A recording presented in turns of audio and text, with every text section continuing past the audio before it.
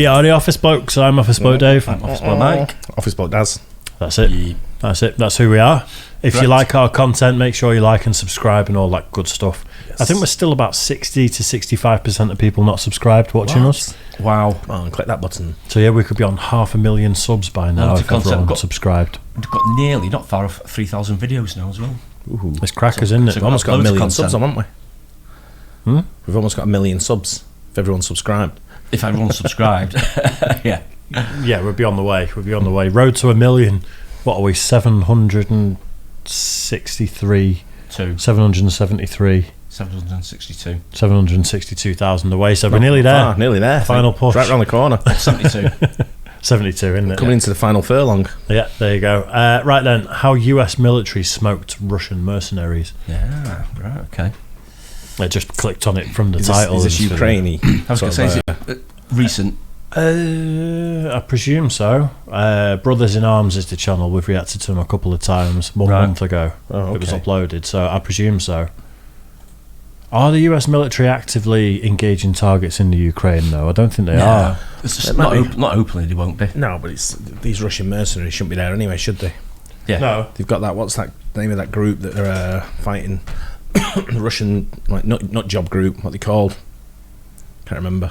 I'm not sure. Yeah. Is it the paramilitary sort of? Yeah, ones kind of. that Yeah. Yeah, I know what you mean. No, not 100%. Yeah, we'll find out anyway. How US military smoked Russian mercenaries. Let's do it. When the first vehicle in the convoy suddenly blew up, the Russian mercenaries knew something was wrong. Their objective, to capture an oil field in eastern Syria, was supposed to be a routine mission. The enemy, they knew by then, would have fled long ago at the sight of 500 battle-hardened Russian and... I think we might have seen this on infographics. Really? Yeah. It doesn't ring a bell for me so far. It's just that first bit about the oil field in western Syria, wherever it was. Eastern Syria, did he say? Somewhere in Syria. He did. Yeah. Syria, anyway, yeah. I seem to think we might have done something similar. Right. On infographics, yeah. Just remembered something similar, a key statement he made in that. Maybe. It's not clicked with me yet, but maybe. Syrian fighters. But instead, the attack had come to an abrupt halt, and explosion after explosion shook the ground. It wasn't long before AC-130 gunships, Predator drones, Apache helicopters, and fighter jets were circling over the battlefield, pounding the attackers from every imaginable angle. Never done that before. Malfunctioning, isn't it? 3,000 videos in. You're going crazy, you're going mad. What the Russian forces didn't know was that the oil field was not defended by any fighters, but by American Special Operations Forces, supported by the most powerful air force in the world. And so, within a few minutes, the routine mission turned into hell on earth and into one of the deadliest engagements for the notorious Russian mercenary group Wagner. That's them. To stop the rapid Wagner advance of the... I think you're right, you know. Yeah. I think I remember it now. Yeah. Sort of like hundreds of them attacking like a really small force. It was like a base of American soldiers, wasn't it? And they were all ready to get them. Yeah, so it's infographics. I think so. Right. Yeah, could be right there. Self-proclaimed Islamic State, the U.S. had deployed troops in Syria since 2014. They supported the so-called Syrian Democratic Forces, or SDF. A year later, Russia also intervened in the fight against ISIS, but on the side of Assad's Syrian government forces. The SDF and the Syrian army were never seen as allies, but in keeping with the saying, "the enemy of my enemy is my friend," both parties at least mostly avoided each other. After years of fighting, both armies managed to drive out the terrorists, and by 2018, ISIS held only a fraction of its original bases. To prevent an... So Russia were actively fighting ISIS as well? Yeah. Yeah. I didn't realise that. For the Syrian forces, for Assad. Yeah. I just didn't. I knew, but Assad was... They're allies, aren't they, with Russia? But wasn't Assad attacking civilians as well? Yeah. And that was the issue? Yeah. Yeah, right. Because wasn't there allegedly chemical warfare? Didn't he gas a load of people as well? I think it was one or two places, unintended conflict between Russian and U.S.-supported armies, a deconfliction line was formed along the Euphrates River, which effectively bisects Syria. In addition, both parties were able to contact each other through special telephone channels that were kept clear at any time. But despite all these precautions, on February 7th, just a few miles from the Euphrates River, the first deadly clash between Russians and Americans since the Cold War occurred.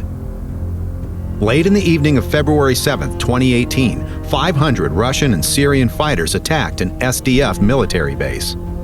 The base was located about 5 miles east of the Euphrates River and controlled one of the country's main oil fields. Thus, like most oil fields, the area was officially on the Syrian Democratic side of the ceasefire line, but this did not stop the Syrian-Russian troops in any way. The attackers were supported by various Russian-made battle tanks, as well as mortars, artillery, and rocket launchers, with which they began shelling the SDF base without warning. In addition, Russian Air Force aircraft were on standby to provide air support, but initially remained on the ground. However, while everything was initially going according to plan for the attacking forces, the phone suddenly rang in the Russian headquarters near the Euphrates. A representative of the U.S. military was on the line and wanted to know whether Russian fighters were currently trying to take the military base at the Conoco oil fields. Here, not only the Syrian Democratic Forces were under heavy artillery fire, but also their allies, American Green Berets, Army Rangers, Marines, and various support units. After the Russians had explicitly denied the question whether the enemy were their troops, it was clear to the caller. Whoever was currently taking fire at his soldiers, he would feel the full force of the American military in just a few moments. I remember it now. The response to the attack on their military base was prompt and tremendous. I wonder how a conversation goes. I wonder if it's like cordial, say, hello, this Hello. is... or do you reckon, like, it's not motherfucker. Fucking back off the... Yeah, we're going to take I wonder if it's like angry or do you think it's very, like, diplomatic? It's going to be formal. Diplomatic, I think it's going to be very formal. Yeah. You know, and it's going to be respectful, and it's going to be, you know, this is like general mocked whoever and everything, I'm trying won't to speak to. Yeah. As soon as I go in defence mode, I start using bad language. Yeah. But you've got I'd to be shit at that job. Yeah, it won't be... No, that won't be you, that. No. You won't get the job. No. But you've got to fact find there. Yeah. So you've got to try and listen to what they're not saying as well as what they're saying and make a judgment call based on that. But they probably had some sort of pre-approved questions or something. Is this active Russian personnel? No. And it's like, right, green light. Point at someone and go, right, go time. And obviously, they had to deny it and say, no, it's not. Yeah. Because obviously, if they were... what they're called? Mercenaries. Then obviously... Wagner Group. Wagner Group, they probably weren't supposed to be using them or something, were they? So, you know. Yeah, because they've probably been doing lots of naughty stuff, not under the banner of Russia up until that point. Yeah. And then to claim them as your own.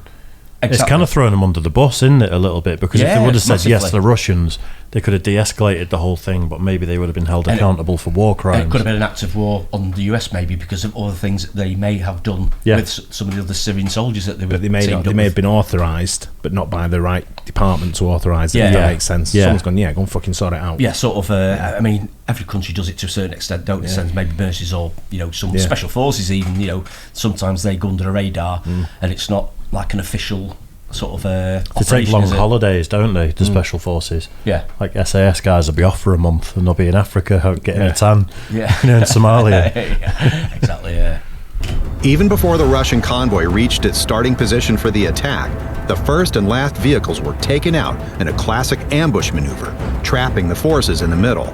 Yeah. The missiles came from an American Reaper drone, which had been targeting the convoy for some time. However, to the Russian Wagner mercenaries on the ground, the drone was invisible, and they had a hard time understanding where the fire suddenly came from. It didn't take long for more shells to hit, spreading chaos on the battlefield. American artillery and HIMARS rocket launchers engaged the convoy, inflicting numerous casualties. While the Russian forces were still trying to realize what was happening, 4 Apache helicopters appeared on the horizon. Although the gunships were several miles away, no one could hide from their precise infrared optics. The laser-guided Hellfire missiles found their target in the Russian battle tanks, while the 30mm cannon forced the enemy infantry to withdraw.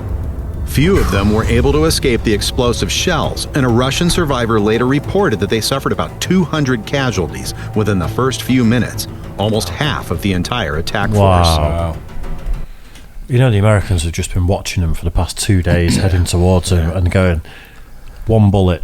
All they have to do is flick the switch and it's gone. Yeah, everyone's Annihilation. had their orders a day before that you do this, you do this, you do this. Yeah. Those just Apache helicopters are some drones. Yeah. Drones are, aren't they? Yeah, and the drones, amazing. I heard a thing years ago. I used to watch, I think it may have been called Future Weapons on the Discovery Channel, and they said that the cannons that are kind of like Gatling guns on the front of the Apaches, I think if they shot them for more than 4 seconds, the Apache would start flying backwards. Yeah, because of the force. Because they're that powerful. Didn't we see that on one of the programs we reacted to on air? They may have touched on something, yeah. The reports that are on TV about, well, you know, about Syria and the 25 people that are wounded there from the Syrian army, and, well, to make it short, we've had our kicked. So one squadron lost 200 people. Right away, another one lost 10 people. And I don't know about the third squadron, but it got torn up pretty badly too. So 3 squadrons took a beating. The Yankees attacked. First, they blasted the out of us by artillery, and then they took 4 helicopters up and pushed us in a merry-go-round with heavy caliber machine guns. They were all shelling the holy out of it, and our guys didn't have anything besides the assault rifles. Are you sure this is a Russian person talking? I'd rather have it in a Russian accent. Yeah, it would. Nothing at all, not even mentioning shoulder-fired SAMs or anything like that. So they tore us to pieces for sure, put us through hell. And the Yankees knew for sure that the Russians were coming, that it was us, Russians. Our guys were coming to commandeer an oil refinery, and the Yankees were holding it. We got our beat rough. My men called me. They're there drinking now. Many have gone missing. It's a total It sucks. Another takedown. While AC-130 gunships circled over the battlefield engaging individual targets, large B-52 strategic bombers completely destroyed the convoy. It is literally throwing the kitchen sink at it. I'm just going to show you something here. Yeah, you've not done anything for a while. See that line of fucking people there? Yeah, don't want them here. Yeah. I'm surprised what you can do. Surprised they didn't nuke them to finish. Those who managed to escape hid in buildings. In Portland. You'd all go to Portland. But even there, they were not safe for long. Late into the night, the attackers were hunted by F-15 fighter jets, whose bombs penetrated even the best cover. The new 5th-generation air superiority fighter F-22 Raptor was also used, but for the soldiers on the ground, it no longer made any difference who was pounding them. The Russian contractors did not stand a chance against the American Air Force. Although there were rumors that some... Yeah, I was like, yeah, I got that. The pounding. I thought it was just me. Pilots from the nearby Russian air base were asking for permission to take off. The blue-painted Su-34s and 35s remained on the ground. The attackers' casualties were so heavy that in the middle of the battle, one of the Russian commanders called in and asked for a ceasefire, indicating that Russian military was in contact with the attacking fighters after all. A published call from a Wagner mercenary sums up events in Syria. Just had a call with a guy, so they basically formed a convoy, but didn't get to their positions by some 300 meters. One unit moved forward. The convoy remained in place about 300 meters from the others. The others raised the American flag, and their artillery started ours really hard. Then their choppers flew in and started everybody. Ours just running around. Just got a call from a pal, so they're about 215 killed. They simply rolled ours out hard. Made their point. What the ours were hoping for in there? That they'll run away themselves? Hope to scare them away? Lots of people so bad they can't be ID'd. There were no foot soldiers on the American side. They simply our convoy with artillery. When the battle ended early next morning, there was nothing left of the convoy of vehicles. All combat vehicles have been destroyed, with the exception of a single battle tank and armored personnel carrier.